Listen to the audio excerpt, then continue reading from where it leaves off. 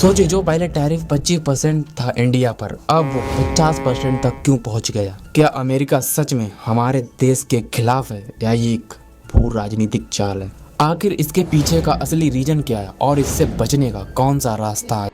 आज हर सवाल का जवाब मिलेगा। आखिर क्यों कर रहा है अमेरिका ऐसा? क्या हुआ, कब हुआ, क्यों हुआ? तैयार हो जाओ क्योंकि आपका सवाल और नजरिया यहाँ बदल जाएगा। China, first row. China, 67%. That's tariff charged.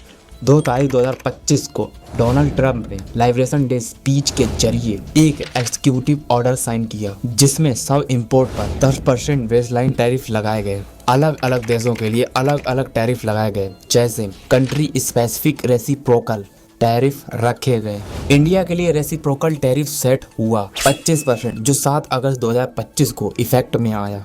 यहाँ तक तो बात ठीक है कि इंडिया पर 25% का टैरिफ लगाया गया, लेकिन ये 50% टैरिफ कैसे?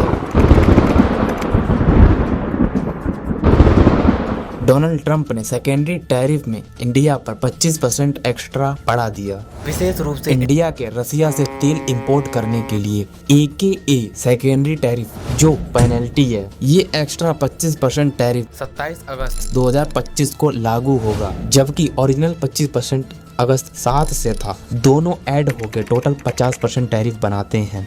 क्या ये टैरिफ लगाना ट्रंप का जियोपॉलिटिकल प्रेशर टूल है? इसका मतलब क्या होता है? जब एक देश चाहता है कि दूसरा देश उसकी बात माने, लेकिन डायरेक्टली धमकी देना रिस्की हो, तो वो इकोनॉमिक चाल चलता है, जैसे ज्यादा इंपोर्ट टैक्स लगाना, ट्रेड रोकना, इन्वेस्टमेंट स्लो करना। इस केस में अमेरिका ने देखा कि इंडिया रसिया से सस्ता तेल ले रहा है। यूएस चाहता है रसिया पर प्रेशर बनाए रखने के लिए उससे सभी देश दूर रहें, लेकिन इंडिया ने अपना फायदा देखा और रसिया से ऑयल लेना कंटिन्यू रखा। अमेरिका डायरेक्टली इंडिया को पनिश नहीं कर सकता है क्योंकि इंडिया एक इम्पोर्टेंट पार्टनर भी है। इसीलिए उन्होंने इंपोर्ट पर लगने वाला एक्स्ट्रा टैक्स का वेपन यूज किया।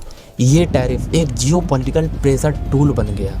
सोचो, इंडिया और रसिया का रिश्ता एक पुराना दोस्ताना है जो स्कूल से चलता आ रहा है। जैसे मुश्किल टाइम में एक दोस्त अपने दूसरे दोस्त की मदद करता है, वैसे ही इंडिया और रसिया का रिश्ता भी रहा है। इंडिया 70% से ज्यादा मिलिट्री वेपन्स और टेक्नोलॉजी रसिया से लाता है। Tanks, fighter jets, missile, submarine, सब कुछ। रसिया ने इंडिया को वो चीज दी जो अमेरिका, यूरोप ने कभी फ्रीली नहीं दी, जैसे BrahMos missile project, $400 air defence system. अगर इंडिया रसिया से दूर हो जाए तो अपने वेपन्स की मेंटेनेंस, स्पेयर पार्ट्स और फ्यूचर टेक्नोलॉजी पर रिस्क आ सकता है। इसे हम आपको एक एग्जांपल से समझाते हैं। जैसे तुम्हारा फोन एक ही कंपनी का चार्जर एक्सेप्ट करता हो और वो कंपनी तुम्हारे दोस्त की हो, अगर तुम उससे रिलेशन तोड़ दोगे तो चार्ज भी मिलना बंद हो जाएगा। रसिया एक ऑयल गैस का जेंट है और इंडिया एक एनर्जी हंगरी देश। 2022 के बाद जब वेस्ट ने रसिया पर प्रतिबंध लगाए तो रसिया ने इंडिया को सस्ते रेट में तेल देना शुरू कर दिया। इंडिया ने इसका फायदा उठाया, इंपोर्ट बढ़ा के अपना फ्यूल बिल कम किया।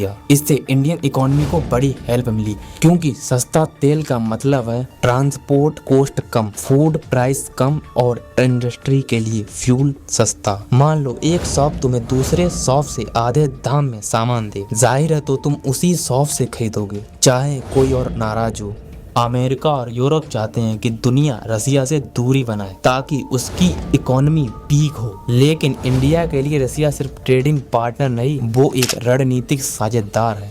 इसी वजह से जब इंडिया रसिया के साथ ऑयल या डिफेंस डील करता है तो वेस्ट को लगता है कि इंडिया उनके जियोपॉलिटिकल प्लान को कमजोर कर रहा है। सवाल ये है, क्या 50% टैरिफ सिर्फ एक बिजनेस मूव है या एक छुपी हुई चाल ताकि इंडिया को ग्लोबल पॉलिटिक्स के एक फिक्स रास्ते पर चलने को मजबूर किया जा सके? अगर आज हमने समझ के फैसला नहीं लिया तो कल हमारे तेल, हमारे हथियार, हमारी इकोनॉमी सब किसी और के प्रेशर में आ सकते हैं। और याद रखो, इस ग्लोबल गेम में कोई भी देश दोस्ती या दुश्मनी में नहीं चल रहा है। यहाँ सब चल रहा है अपने फायदे के लिए। आपका क्या मानना है? इंडिया को अपनी मर्जी से चलना चाहिए या अमेरिका के प्रेशर में आना चाहिए? कमेंट में अपनी सोच एक बार जरूर लिखें।